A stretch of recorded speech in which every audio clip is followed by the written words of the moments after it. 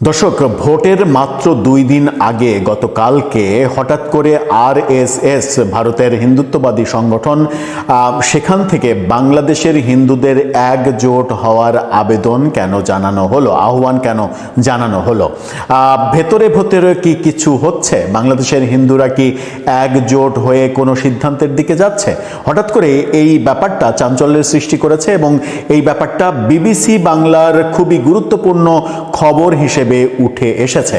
BBC Bangla মনে করছে ভোটের মাত্র 1-2 দিন আগে আরএসএস এর এই অবস্থান খুবই গুরুত্বপূর্ণ এবং বাংলাদেশের ভোটে সেটা নানাভাবে প্রভাব বিস্তার করতে পারে। চলুন, ভারতের এই হিন্দুত্ববাদী সংগঠন তারা কি বার্তা দিচ্ছে বাংলাদেশের 1.25 কোটি হিন্দুদের প্রতি, সেগুলো বিশ্লেষণ করে বোঝার চেষ্টা করি সেগুলো নির্বাচন কেন্দ্রিক কোনো বার্তা কিনা। থাকবেন দর্শক। বলছিলাম, বাংলাদেশের 1.25 কোটি হিন্দুদের প্রতি ভারত থেকে বার্তা এসেছে এবং সেই বার্তাটা ভালো বার্তা নাকি খারাপ বার্তা হলো সেটা বাংলাদেশের জন্য পজিটিভ হবে নাকি নেগেটিভ হবে, কিংবা বাংলাদেশের কোনো রাজনৈতিক পক্ষে যাবে নাকি বিপক্ষে যাবে, সেই ব্যাপারগুলো একটু আলোচনা করে বোঝা যেতে পারে। বিবিসি বাংলা তার শিরোনামে যেটা বলছে সেটা হচ্ছে বাংলাদেশের 1.25 কোটি হিন্দুকে কেন একজোট হতে বললেন আরএসএস প্রধান।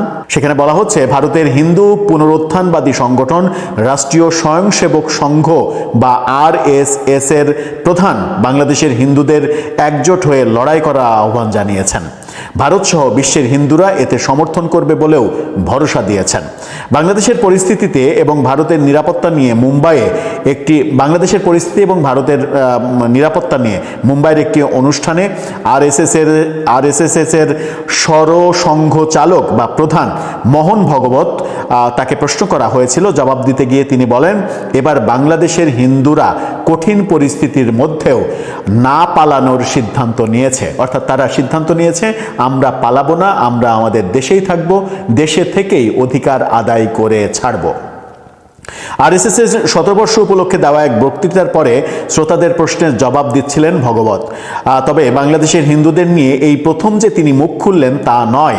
ডিসেম্বর মাসে কলকাতায় একটি সেমিনারেও তিনি বাংলাদেশের হিন্দুদের ঐক্যবদ্ধ হওয়ার পরামর্শ দিয়েছিলেন।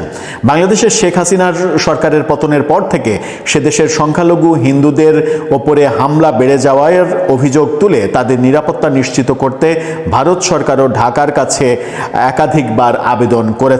তবে প্রতিবারই বাংলাদেশের অন্তর্বর্তী সরকার সে দেশের সংখ্যালঘুদের নিরাপত্তা দেওয়ার প্রতিশ্রুতি দিয়েছে এবং এই সব হামলা যে সংগঠিতভাবে হচ্ছে সেই তত্ত্ব খারিজ করেছে। অর্থাৎ বাংলাদেশের সংখ্যালঘু নির্যাতনের যে দাবি ভারত থেকে বারবার করা হয়েছে তার অধিকাংশই বাংলাদেশ সরকার থেকে অস্বীকার করা হয়েছে।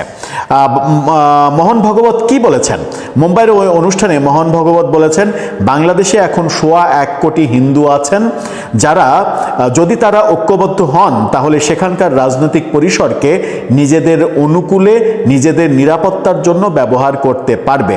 তবে এর জন্য তাদের একজোট হতে হবে। খুশির খবর এই যে এবার তারা সিদ্ধান্ত নিয়েছেন যে তারা পালাবে না, ওখানেই থাকবে। তারা যদি লড়াই করতে যান তাহলে একতা জরুরি। যত দ্রুত তারা ঐক্যবদ্ধ হবেন ততই মঙ্গল, এমন কথা বলেছেন।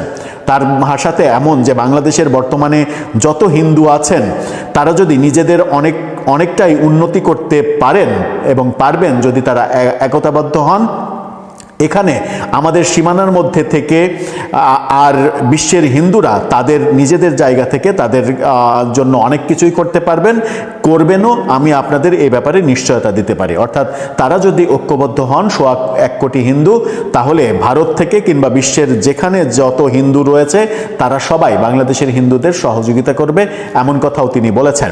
বাংলাদেশের ভোটের আগেই আরএসএস এর এই বক্তব্য কেন, সেই ব্যাপারটা তুলে এনেছে বিবিসি বলছে বাংলাদেশের জাতীয় নির্বাচন হতে চলেছে 2 দিনের মধ্যে।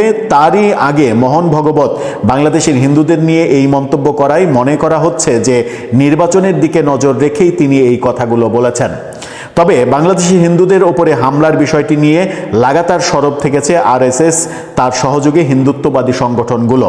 সম্মিলিত সনাতন জাগরণ জোটের মুখপাত্র চিন্ময় কৃষ্ণ দাসের গ্রেপ্তারি, অর্থাৎ বাংলাদেশে চিন্ময় প্রভুকে যে গ্রেপ্তার করে কারাগারে রাখা হয়েছে, সেই ব্যাপারে সেটার গ্রেপ্তার হোক কিংবা ডিসেম্বর মাসে হিন্দু গার্মেন্টস শ্রমিক দীপুচন্দ্র দাসকে পিটিয়ে পুড়িয়ে হত্যার ঘটনা হোক, প্রতি ক্ষেত্রে ভারত থেকে আরএসএস, বিজেপি বা হিন্দু পরিষদের মতো সংগঠনগুলো রাস্তায় নেমে প্রতিবাদ জানিয়েছে।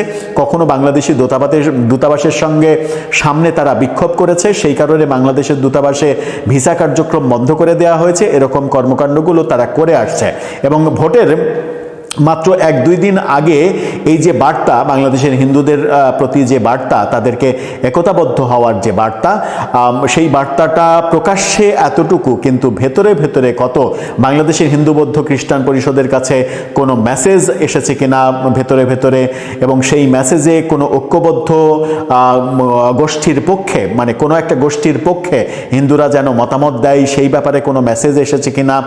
হিন্দুদের ভোট নিয়ে যখন একটা কাড়াকাড়ি অবস্থা চলছে বাংলাদেশে, যদিও আওয়ামী লীগ নেই, হিন্দুদের ম্যাক্সিমাম ভোট ব্যাংক আওয়ামী লীগের ভোট ব্যাংক হিসেবেই পরিচিত, সেখানে এবার হিন্দুরা কি করবে, কোন পক্ষে যাবে। জামাতের পক্ষ থেকে হিন্দু ক্যান্ডিডেট পর্যন্ত দেওয়া হয়েছে খুলনায়। সারা দেশে জামাত হিন্দুদেরকে নিয়ে নানা ধরনের কৌশলী রাজনীতি করছে। বিএনপি থেকে বলা হচ্ছে যে তারাই এখন হিন্দুদের জন্য নিরাপদ আশ্রয়। এরকম একটা পর্যায়ে 1.25 কোটি হিন্দু কোন দিকে মানে হেলে পড়বেন, সেটা কিন্তু ভোটে একটা মারাত্মক ইফেক্ট ফেলবে।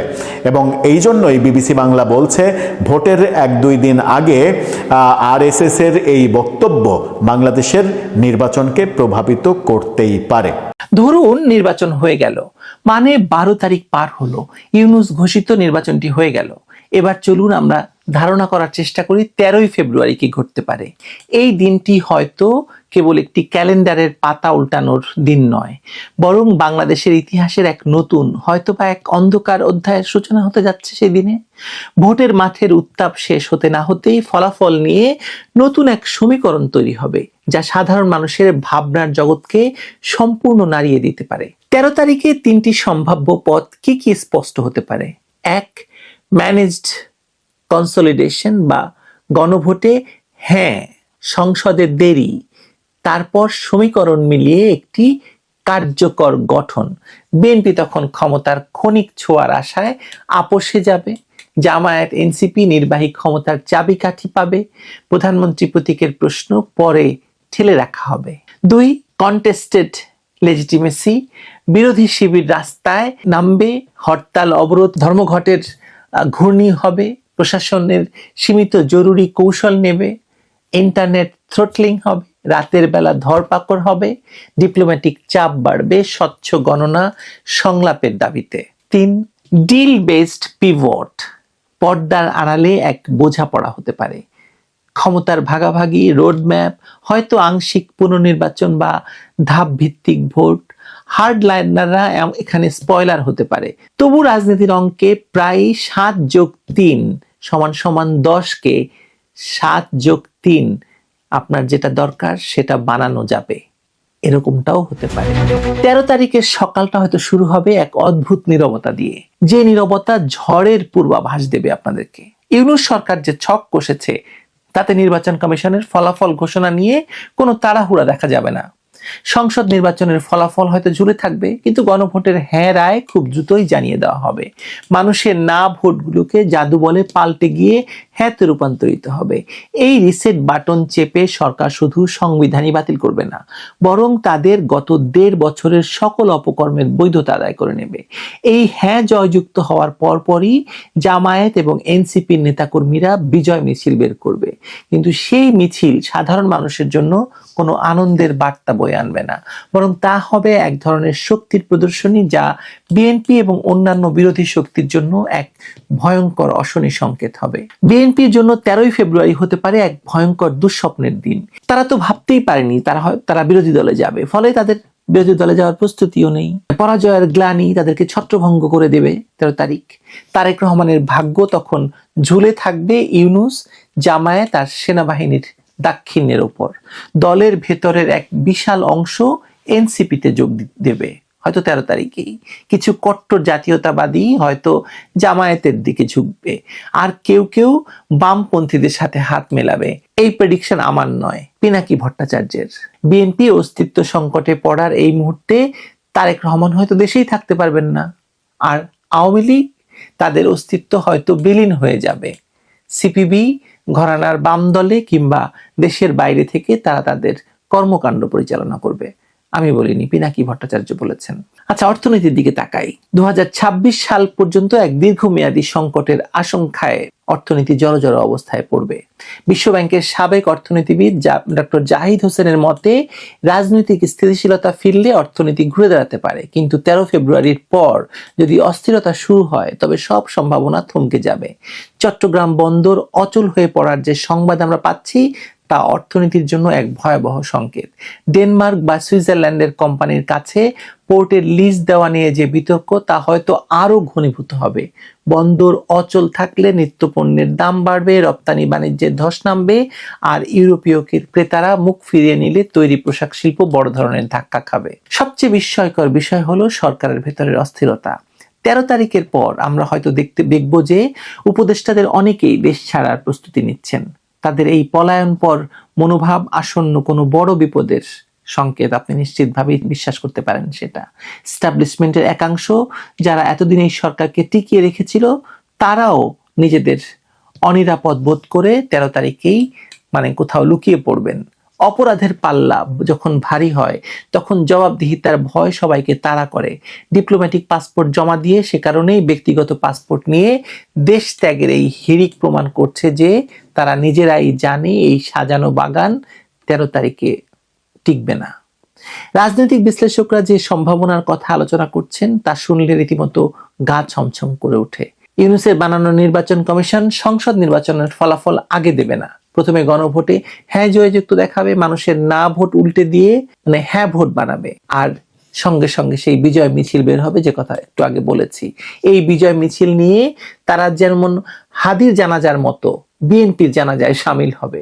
সকল ইসলামী দল এবং নেপথ্য শক্তি তৌহিদি জনতার বিপ্লব ঘটানোর চেষ্টা করবে।